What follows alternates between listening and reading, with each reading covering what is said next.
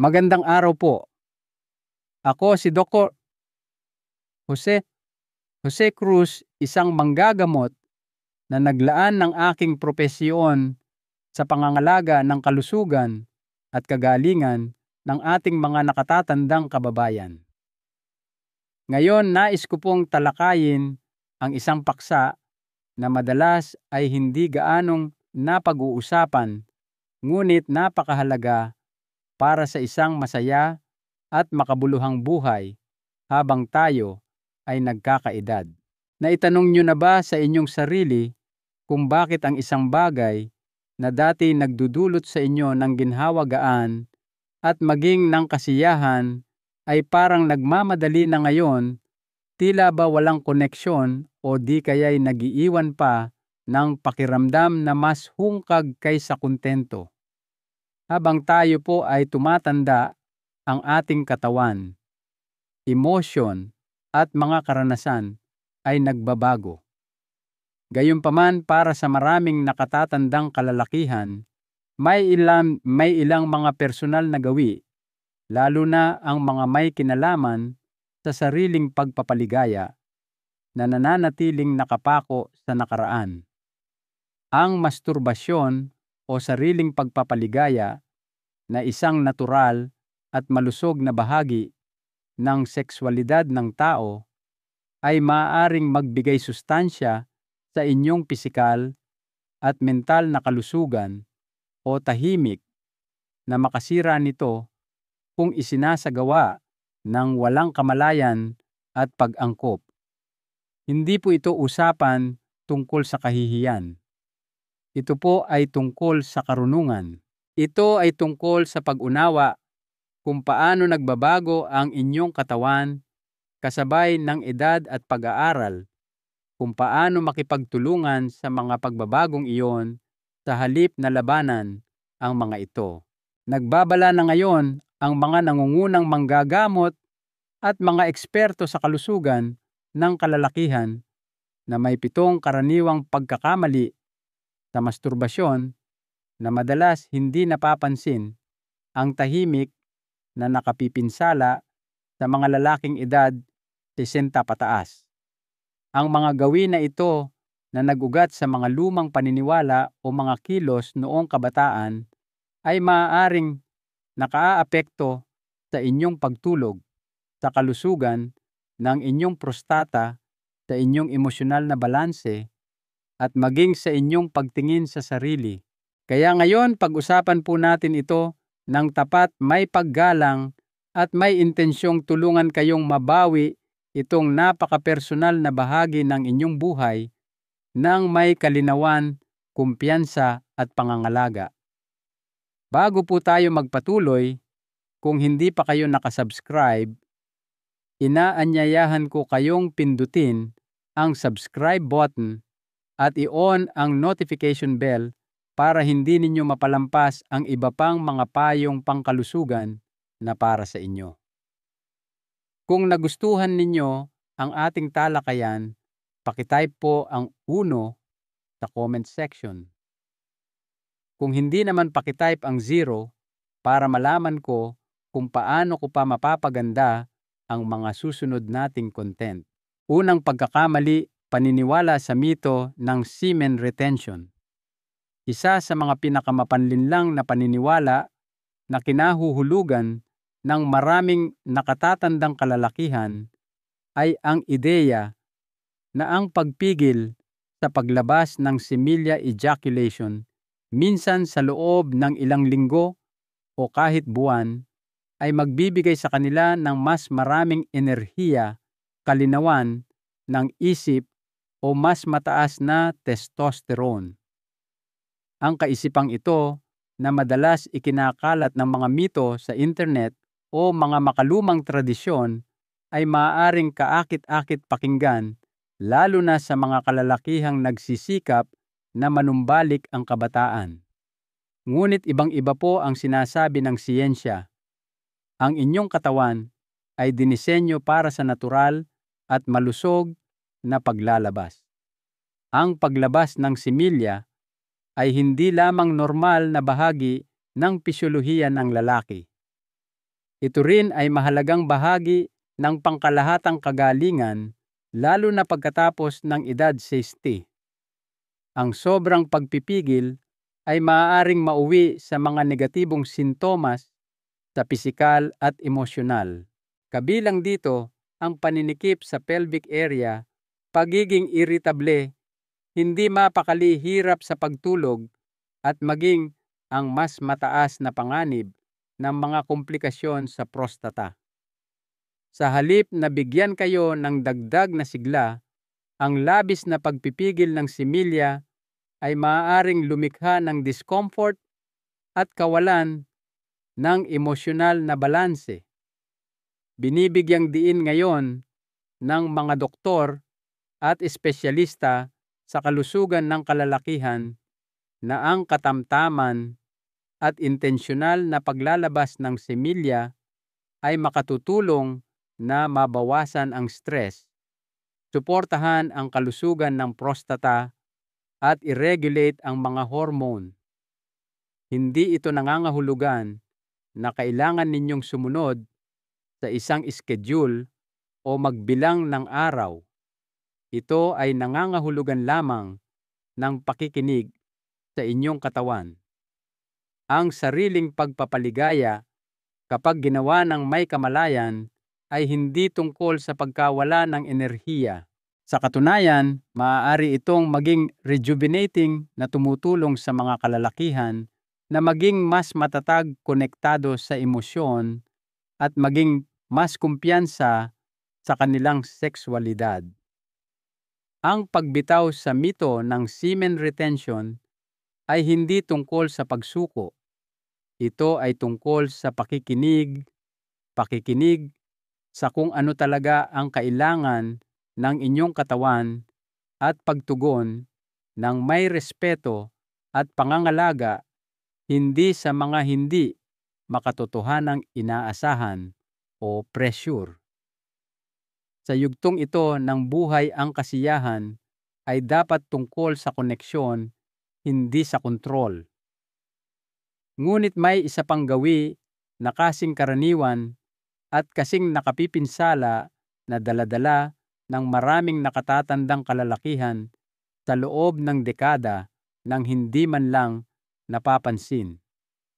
Ito ay isang bagay na napaka-automatiko na maaaring tahimik na pumupurol sa inyong kakayahang makaramdam ng tunay na kasiyahan. Ating suriin ng mas malapitan. Kung kayo po ay nanonood pa rin at nakikitang makabuluhan ang mga puntong ito, mangyaring mag-comment ng numerong 1 sa ibaba para malaman kong kasama ko kayo. Ngayon tumungo na tayo sa ikalawang punto. Ikalawang pagkakamali, paggamit ng parehong hawak at teknik bawat oras. Para sa maraming nakatatandang kalalakihan, ang paraan nila ng sariling pagpapaligaya ay hindi nagbago mula noong kanilang kabataan. Parehong kamay, parehong diin, parehong paulit-ulit na galaw, madalas ginagawa dahil sa ugali, pamilyaridad o paniniwalang kung gumagana naman, bakit babaguhin? Ngunit sa paglipas ng panahon, itong eksaktong pagkakatulad ay maaaring tahimik na kumakalaban sa inyong katawan, binabawasan ang sensitibidad at nililimitahan ang potensyal para sa mas malalim at mas kasiyasyang sariling pagpapaligaya. Ang dating masarap ay maaaring unti-unting maging manhid, walang koneksyon o nakakadismaya. Ang nervous system ng lalaki ay lubos na madaling umangkop. Kapag paulit-ulit ninyo itong ginagamitan ng parehong stimulasyon, natututunan ng inyong katawan na tumugon lamang sa partikular na sensasyong iyon. Ito ay tinatawag na sensory conditioning. Bilang resulta, maaaring mas mahirapan kayong maabot ang sukdulan, maging hindi gaanong tumutugon sa pakikipagtalik sa partner o kahit na lumilipad ang isip habang ginagawa ito. ang kasiyahang dati ninyong nararamdaman ay nagiging mapurol na kagawian at hindi na gaanong kasiya siya. Hindi dahil bumigay na ang inyong katawan, kundi dahil naghahanap ito ng pagkakaiba-iba.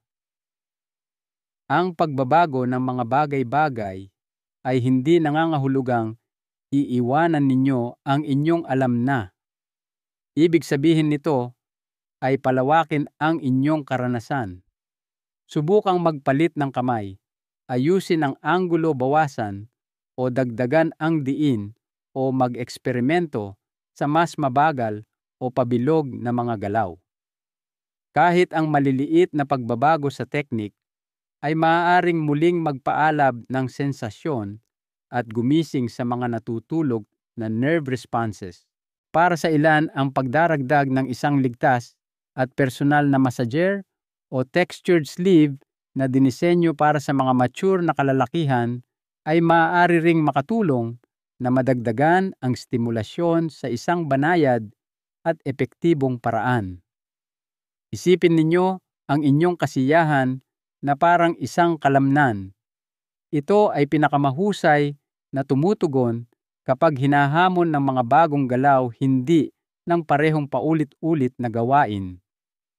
Ang layunin ay hindi lamang maabot ang sukdulan, kundi manatiling engaged, mausisa at konektado sa inyong katawan habang ito ay nagbabago kasabay ng edad. Ngunit kahit na may mga bagong teknik, may isa pang pagkakamali na maaaring tahimik na nagnanakaw ng inyong kasiyahan. At ito ay isang bagay na halos lahat ng lalaki ay nagawa na nang hindi man lang iniisip. Sa katunayan, maaaring ginagawa niyo ito ngayon nang hindi namamalayan ang kapalit. Ikatlong pagkakamali, pagmamadali sa karanasan. Noong mga mas batang taon, maraming kalalakihan ang natutong magmadali sa sariling pagpapaligaya dahil sa pangangailangan limitadong privacy, bugso ng kabataan o takot na maabala. Ang nagmamadaling paraan na iyon ay madalas nagiging automatikong gawi, isa na dinala hanggang sa pagtanda ng walang tanong-tanong. Ngunit habang nagbabago ang inyong katawan, dapat ding magbago ang inyong relasyon sa kasiyahan. Ang pagmamadali sa sariling pagpapaligaya ay ginagawang mekanikal na gawain, ang sanay sandali ng koneksyon na nakatuon lamang sa paglalabas. At diyan nagsisimula ang mas malalim na pinsala. Kapag nagmamadali kayo, hindi nagkakaroon ng sapat na oras ang inyong katawan upang natural na bumuo ng pagnanasa. Ang inyong isip ay hindi nananatiling engaged. Sa halip na maging present sa bawat sensasyon, kayo ay naguunahan patungo sa finish line, madalas ay halos hindi namamalayan ang paglalakbay. Sa paglipas ng panahon, maaari nitong mapurol ang inyong sensitibidad, bawasan ang emosyonal na kasiyahan, at iwan kayong hindi kontento o walang koneksyon pagkatapos. Maaari pa ninyong isipin na bumibigay na ang inyong katawan, gayong sa katotohanan, hinahanap nito ang inyong atensyon, hindi ang inyong bilis. Ang pagpapabagal ay isang makapangyarihang pagkilos ng paggalang sa sarili. Kapag binibigyan ninyo ito ng oras, pinapayagan ninyo ang inyong nervous system na ganap na ma-activate ang inyong pagnanasa na unti-unting mabuo at ang inyong isip na mapanatag sa sandaling iyon. Ang malalim na paghinga, intensyonal na paghaplos at maingat na bilis ay maaaring magbago kahit ng simpleng karanasan tungo sa isang bagay na lubos na nagbibigay sustansya. Hindi ito tungkol sa pagpapahaba ng oras para lang masabing matagal. Ito ay tungkol sa pakiramdam na mas buhay sa inyong katawan, mas matatag, at mas konektado sa emosyon. Ang kasiyahan pagkatapos ng edad 60 ay hindi dapat minamadali. Ito ay isang bagay na dapat namnamin. Bawat sandali na ibinibigay ninyo sa inyong sarili ng may presensya ay nagiging pagkakataon upang muling kumonekta, hindi lang pisikal, kundi pati na rin emosyonal at espiritual. Ngunit kahit ang pinakamahusay na bilis ay hindi magdudulot ng pangmatagalang kasiyahan kung nakatuon lamang kayo sa isang maliit na bahagi ng inyong katawan. May mas malalim na mundo ng sensasyon na naghihintay kung handa kayong lumampas sa halata. Kung kayo po ay nanonood pa rin at nakikitang mahalaga ang mga kaalamang ito, mangyaring mag-comment ng numerong 1 sa ibaba para malaman kong narito pa rin kayo. Ngayon, ituloy natin sa ika-4 na punto. Ika-4 na pagkakamali, pagbalewala sa iba pang bahagi ng katawan, isa sa mga pinaka-napapabayaang pagkakamali ng mga kalalakihan, lalo na sa kanilang mga huling taon, ay ang pagtutuon lamang sa ari genitals habang nagsasagawa ng sariling pagpapaligaya.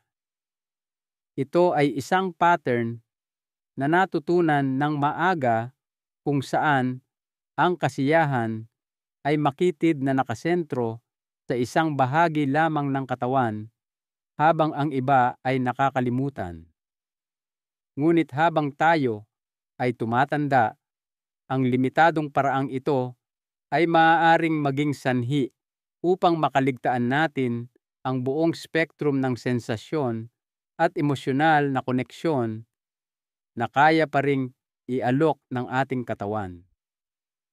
Hindi lang kayo isang koleksyon ng mga bahagi.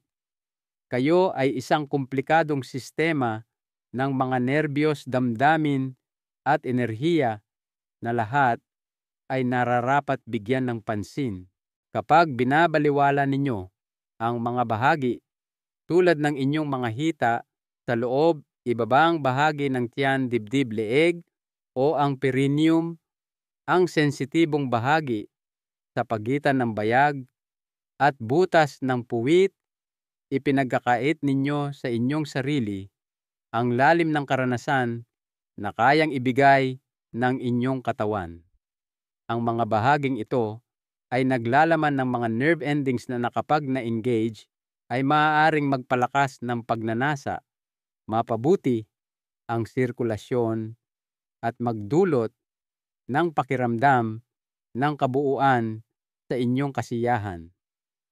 Ang banayad na paghaplos, magaang masahe o kahit ang simpleng paglalagay ng maligamgam na kamay sa mga rehiyong ito ay maaaring magbukas ng mga bagong pinto sa pakiramdam, kamalayan at kasiyahan. Hindi ito tungkol sa pagsisikap na muling likhain ang inyong sarili. Ito ay tungkol sa muling pagtuklas sa mga bahagi ninyo na napabayaan. Sa pamamagitan ng pag-engage ng mas maraming bahagi ng inyong katawan, pinapayagan ninyo ang inyong nervous system na umilaw sa mga paraang higit pa sa nakagawian. Lumilikha kayo ng isang karanasan na mas kumpleto, mas intimate, at mas matatag sa emosyon. At ang pinakamaganda, ang mga teknik na ito ay hindi nangangailangan ng mga espesyal na kagamitan, kuryosidad at pangangalaga lamang. Ang pag-aaral na isama ang inyong buong katawan ay nagbabalik ng sigla sa inyong personal na oras at nagpapaalala sa inyo na ang inyong kakayahan para sa kasiyahan ay hindi kumukupas sa edad. Ito ay nag-e-evolve. Ngunit kahit na handa na kayong tuklasin ang iba pang bahagi ng inyong katawan, may isa pang maliit na pagkukulang na maaaring pumipigil sa inyo mula sa tunay na ginhawa at mas malalim na kasiyahan. At karamihan sa mga kalalakihan ay hindi man lang namamalayan na nilalaktawan nila ito. Ikalimang pagkakamali, pag-iwas sa paggamit ng lubricant. Habang tumatanda ang mga kalalakihan, isa sa pinakakaraniwan at madaling makaligtaang pagbabago sa katawan ay ang pagbawas ng moisture at sensitibidad ng balat.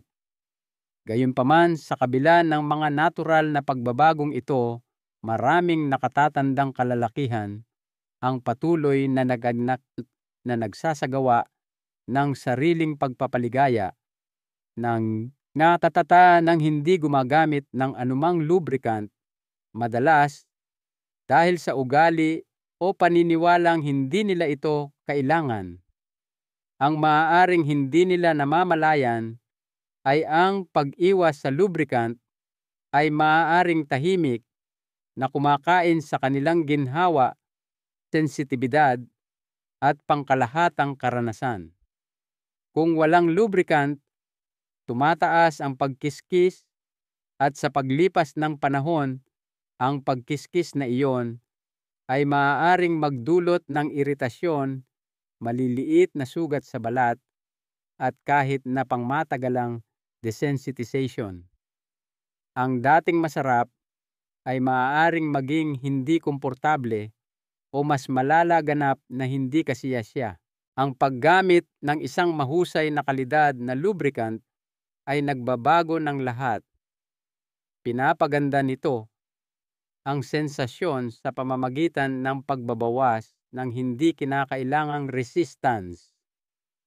Pinapayagan kayo nitong gumalaw ng mas madali, lalo na kung meron kayong arthritis o paninigas sa inyong mga kamay. Maaari pa nitong stimulate ang mga nerve endings na maaaring humina na sa paglipas ng panahon. Higit sa lahat, ginagawa nitong mas makinis, mas banayad, at mas kasiyasiya ang buong karanasan. Isipin ninyo ito na parang pagsusuot ng salamin sa pagbasa kapag lumalabo na ang inyong paningin. Hindi ito senyales ng kahinaan. Ito ay isang matalino at praktikal na pagpili na sumusuporta sa katawan na mayroon kayo ngayon.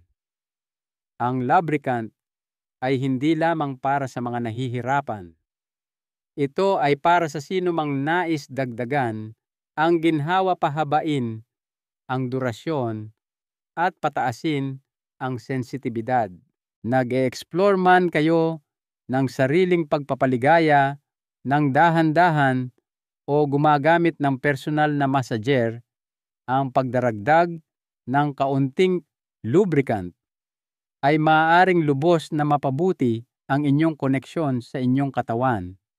Ginagawa nitong mas mayaman, mas malambing, at mas kasiyasiya ang isang nakagawiang sandali. Ngunit kahit na meron na kayong lahat ng tamang kagamitan, may isang bagay na mas malalim pa rin ang pumipigil sa maraming kalalakihan mula sa lubos na pag-enjoy. Hindi ito nagmumula sa katawan. Nagmumula ito sa isip. At maliban kung ito ay matutugunan, maaari nitong tahimik na sirain kahit ang pinakamaingat na pagsisikap. Ika-6 na pagkakamali. Pagkakaroon ng kahihiyan o konsensya tungkol sa gawaing ito. Para sa maraming nakatatandang kalalakihan, ang emosyonal na bigat na kanilang dinadala tungkol sa masturbasyon ay nariyan na sa loob ng dekada. Madalas itong nagsimula noong pagkabata o maagang pagtanda, hinubog ng mahigpit na mga turo ng relihiyon, mga bawal sa lipunan o mga inaasahan ng pamilya. Kahit na nagbago na ang panahon at malinaw na sinusuportahan ng siyensya ang mga benepisyong pangkalusugan ng sariling pagpapaligaya, ang mga lumang damdamin ng konsensya at kahihiyan ay maaari pa ring manatili tahimik na nakakaimpluwensya sa pag-uugali, lumilikha ng panloob na tensyon at pinapapurol pa nga ang buong karanasan.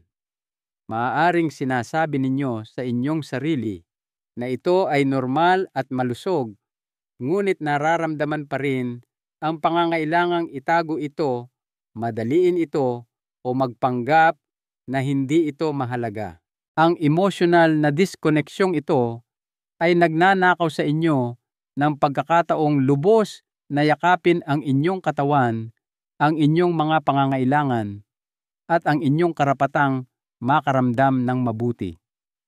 Ang katotohanan po, walang anumang kahiya-hiya sa paglalaan ng oras para sa inyong sarili.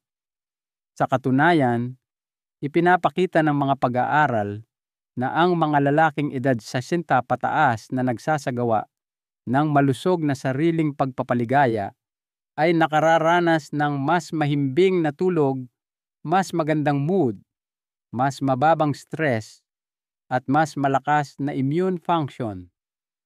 Kapag ginawa ng kamalayan ang masturbasyon, ay maaaring higit pa sa pisikal. Maaari itong maging emosyonal na nagpapatatag at lubos na nagpapatibay ng sarili. Ito ay isang pribadong sandali kung saan nakikinig kayo sa inyong katawan, iginagalang ang inyong mga pagnanasa at kumokonekta sa inyong sigla. Ang pagbitaw sa kahihiyan ay hindi nangangahulugang magiging pabaya kayo.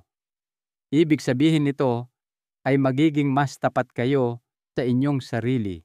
Tanungin kung saan nagmula ang mga lumang paniniwalang iyon. Nakaugat ba ang mga ito sa katotohanan o sa takot?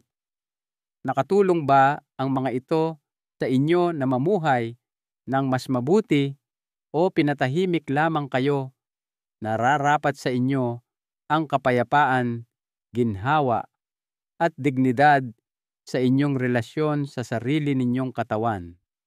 Ang muling pagbibigay kahulugan sa masturbasyon bilang pangangalaga sa sarili sa halip na luho ay nagbubukas ng pinto sa emosyonal na paggaling at mas matibay na kumpiyansa sa sarili. Ngunit kahit na malinaw na ang inyong kaisipan, may isa pa ring pagkakamali na ginagawa ng maraming nakatatandang kalalakihan, madalas nang hindi man lang namamalayan. At ang huling gawin na ito ang maaaring nawawalang piraso sa pagitan ng nakagawiang kasiyahan at tunay na makapangyarihan at pangmatagalang kasiyahan. Ikapitong pagkakamali, pagbalewala sa mga kagamitan at pantulong na dinisenyo para sa mga nakatatandang lalaki. Habang tumatanda ang katawan, ang mga pagbabago sa sensitibidad, lakas ng hawak kasanayan sa paggalaw at stamina ay ganap na natural. Gayunpaman, maraming nakatatandang kalalakihan ang patuloy na lumalapit sa sariling pagpapaligaya sa parehong paraan na ginawa nila ilang dekada na ang nakalipas nang hindi namamalayan na nagbago na ang kanilang mga pangangailangan. Ang katotohanan po, tulad ng pag-angkop natin sa ibang mga aspeto ng buhay, kasabay ng edad, paglipat sa salamin, sa pagbasa orthopedic na sapatos o ergonomic na upuan, makatuwiran din na iakma kung paano natin nilalapitan ang kasiyahan. Ang pagbalewala sa mga kagamitang partikular na idinisenyo para sa mga mature na kalalakihan ay hindi pagpapakita ng lakas. Ito ay isang pinalampas na pagkakataon para sa ginhawa koneksyon at muling pagtuklas. Ngayon Merong malawak na hanay ng mga ligtas at mahusay na idinisenyong kagamitan na nilikha na isinasaalang-alang ang mga nagkakaedad na katawan. Mula sa malambot at ligtas sa balat na mga sleeve na gumagaya sa natural na sensasyon hanggang sa mga hands-free massager at ergonomic na pantulong na nagbabawas ng pisikal na hirap, ang mga kagamitang ito ay nilalayong suportahan, hindi palitan ang inyong paghaplos. Tumutulong ang mga ito na malampasan ang mga limitasyon na maaaring kaakibat ng arthritis, pagkapagod, o nabawasang nerve responsiveness na nagbibigay daan sa inyong mag-enjoy ng mas matagal at mas kasiyasyang sesyon ng walang discomfort o frustrasyon. Para sa maraming kalalakihan, ang paggamit ng mga pantulong na ito ay nagdudulot ng mas matinding sensasyon, mas madaling paggalaw at panibagong kumpiyansa sa kanilang sexualidad. Ang paggamit ng mga ito ay hindi tungkol sa pagiging depende sa isang bagay. Ito ay tungkol sa pagiging matalino at maagap. Tulad ng hindi kayo mag-aatubiling ayusin ang inyong diyeta o ehersisyo habang tumatanda ang inyong paglapit sa intimacy, ay nararapat din sa parehong pangangalaga. Ang pagyakap sa mga kagamitan ay isang kilos ng paggalang sa sarili, hindi kahinaan. At para sa ilang kalalakihan, nagbubukas ito ng pinto sa mga sensasyong hindi na nila naramdaman sa loob ng maraming taon. Ngunit ang mga pisikal na kagamitan ay bahagi lamang ng equation. Ang tunay na nagpapataas ng inyong karanasan at inyong kagalingan ay ang kaisipang inyong daladala rito. At kapag nagbago ang kaisipang iyon, lahat ng iba pa ay nagsisimulang magbago sa mga paraang maaaring hindi ninyo inaasahan. Muling paghubog ng kaisipan, panahon na para mag-evolve, hindi umatras. Sa yugtong ito ng buhay, isa sa pinakamakapangyarihang pagbabago na maaari ninyong gawin ay hindi sa inyong teknik rutina o mga kagamitan, kundi sa inyong kaisipan.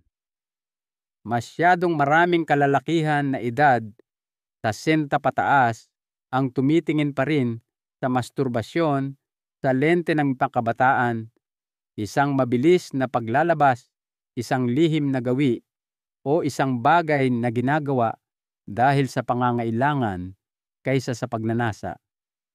Ngunit ang katotohanan, ang inyong relasyon sa inyong katawan, sa inyong kasiyahan, at sa inyong pagkakakilanlan ay nagbago na. At sa halip na umatras mula sa pagbabagong iyon, panahon na para mag-evolve kasama nito. Ang kabanatang ito ng buhay ay hindi isang nagsasarang pinto. Ito ay isang imbitasyon upang kumonekta sa inyong sarili sa isang mas malalim at mas intensyonal na paraan. Ang sariling pagpapaligaya ay hindi na lamang tungkol sa pisikal na kasiyahan.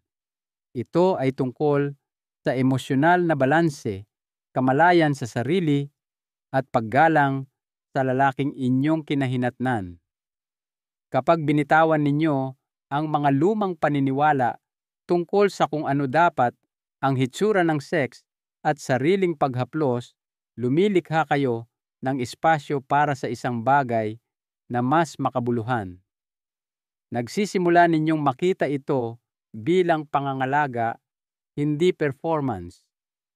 Bilang eksplorasyon, hindi rutina.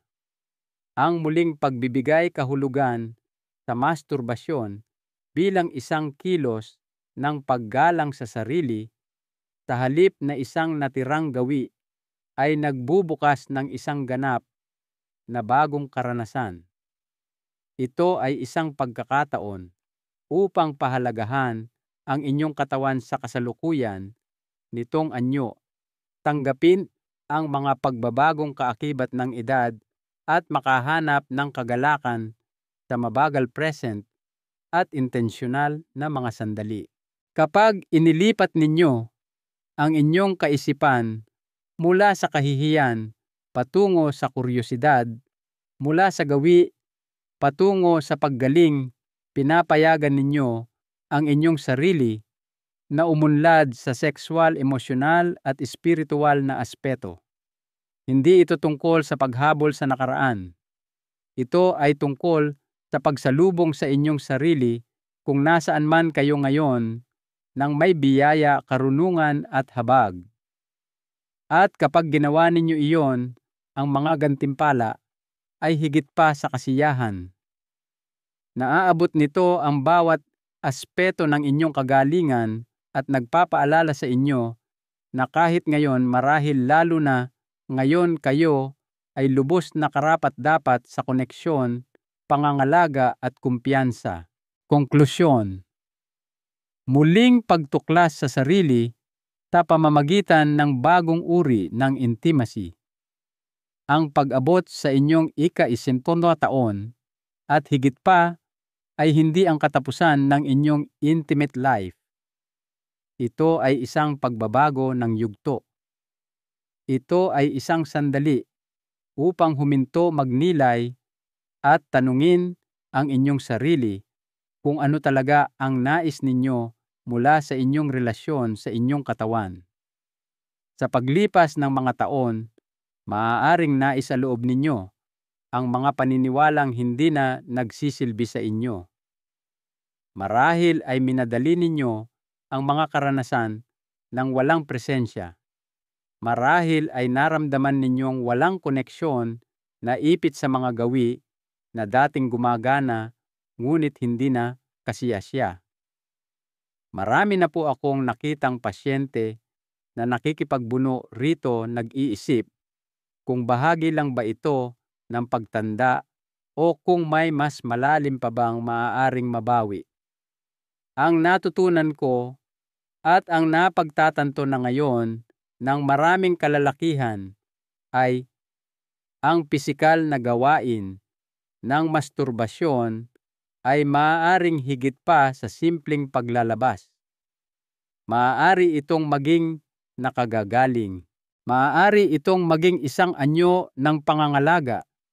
Maaari itong maging isang tahimik na espasyo upang muling kumonekta sa kung sino kayo ngayon, hindi kung sino kayo noong edad 30, kundi ang mas matalino at mas matatag na lalaki na kayo ngayon. Bawat pagkakamaling ating tinalakay mula sa paniniwala sa mga mapaminsalang mito, paggamit ng parehong hawak pagmamadali, pagbaliwala sa katawan, pag-iwas sa lubricant, pagdadala ng kahihiyan o paglaban sa mga bagong kagamitan, hindi po ito mga kabiguan. Ang mga ito ay mga imbitasyon. Bawat isa ay isang pagkakataon upang mag-evolve, baguhin ang inyong kaisipan at yakapin ang isang mas maingat at mahabaging paglapit sa kasiyahan. Hindi po kayo masyadong matanda. Hindi kayo sira. At tiyak na hindi pa kayo tapos sa pagtuklas kung ano ang ibig sabihin ng pakiramdam na mabuti sa sarili ninyong balat. Ang pinakadakilang kasiyahan ay hindi nagmumula sa pagbabalik sa nakaraan. Nagmumula ito sa pag-aaral na salubungin ang inyong sarili dito sa sandaling ito ng buo at walang paghingi ng paumanhin. Kaya kung ang mensaheng ito po ay tumimo sa inyo, isapuso ninyo ito. Magsimulang muli. Hayaan ninyong ito ang maging simula, hindi katapusan. Karapat-dapat po kayo rito. Pinaghirapan ninyo ito. At ang pinakamagandang bahagi, ang pinakakasiyasyang kabanata, ay maaaring ang isusulat ninyo para sa inyong sarili. Ngayon, ang mga aral na ito ay nilalayong magbigay inspirasyon sa inyo na mamuhay ng lubos at totoo. Bilang isang doktor na nakasama ang maraming nakatatandang kalalakihan sa paglalakbay sa mga pagbabagong ito, ang pinakamahalagang aral sa buhay na maibabahagi ko ay ito: ang pagtanda ay hindi tungkol sa paghina, kundi sa pagpapakinis. Ito ay isang pagkakataon upang iwaksi ang mga bagay na hindi na nagsisilbi sa inyo, maging ito man ay mga lumang gawi o limitadong paniniwala, at yakapin ang mga kasanayang tunay na nagpapalusog sa inyong isip, katawan at espiritu. Ang inyong kagalingan ay isang tuloy-tuloy na paglalakbay ng pagtuklas at pagkahabag sa sarili. Nais ko pong marinig ang inyong saloobin. Maglaan po ng sandali upang magnilay at ibahagi ang isang bagay na natutunan ninyo ngayon na plano ninyong isabuhay. Ang inyong mga pananaw ay maaaring makatulong sa iba sa paglalakbay na ito. Mangyaring mag-iwan ng komento sa ibaba.